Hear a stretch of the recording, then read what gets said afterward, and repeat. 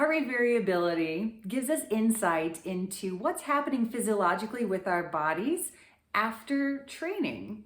So it blends your cardiovascular system with your autonomic nervous system. Heart rate variability measures the rate between your heartbeats and the fluctuations between those intervals. So a high heart rate variability actually shows that your body is ready to take on anything. It's ready to adapt to the stressors that high training load would place on your body. So high heart rate variability means you are ready to go with your training.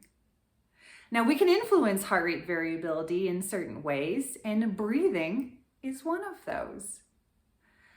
So a normal adult human breathes anywhere between 12 and 20 breaths per minute. Slow controlled breathing brings that number down to about 6 breaths per minute. Now, during this slow controlled breathing, we're going to really decrease that vagal response. We're going to decrease that stress response. We're going to bring blood pressure down as well as increase venous return. And as we increase venous return, the more blood that comes back through the heart, the more blood that gets pumped out of the heart. So not only are we going to flush away any waste materials that are in the muscles, but we're also going to bring new fresh blood back quickly. So here are 2 slow controlled breathing techniques to help increase your heart rate variability. Diaphragmatic breathing from your belly. You're going to start on the floor, on the bed, or on the couch, belly down, and you can rest your head in your palms like this. Just rest your head to whichever side feels comfortable for you. You can always switch halfway through the exercise. Breathe in, really filling your belly up with air. Feel it press into the ground, and then exhale through your nose as well. I like a count of 4. It works for me. Breathe in for 4, breathe out for 4. You can do 5 or 6, whatever feels natural to you, and you can even start to increase it as you practice this a little bit more. So head down onto your palms. Breathe in through your nose to a count of 4. And out to a count of 4.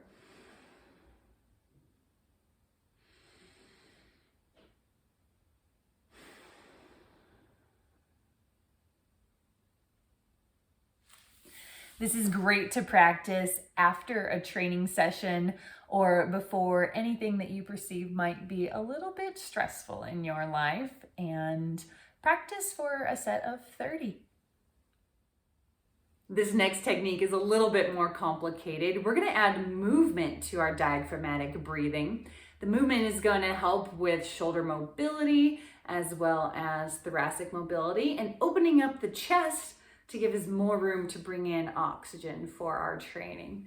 And so sticking to the 4s, breathe in for 4, breathe out for 4. On an inhale, you're going to raise your arms in a Y above the head. So you're going to feel a stretch across the front of the chest, but keep the ribs knitted down while you're doing this. So if you let the ribs flail up, you're not going to be able to utilize those muscles to breathe in. So you want to keep it knitted down. So as you bring your arms up, you want to inhale through your nose for 4.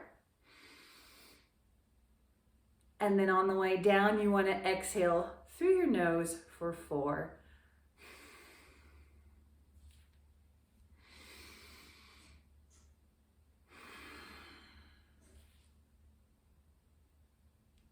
Again, practice for 30 times.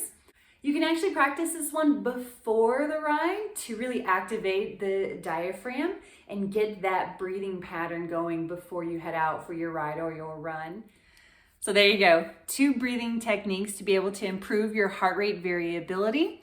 Practice those several times through a day, before your training, after your training, before bed. Hit them up before any stressful situation, and that way we can reap all of the benefits of the slow and controlled breathing. So if you like that, make sure to share it with your friends and let them know how you train empowered.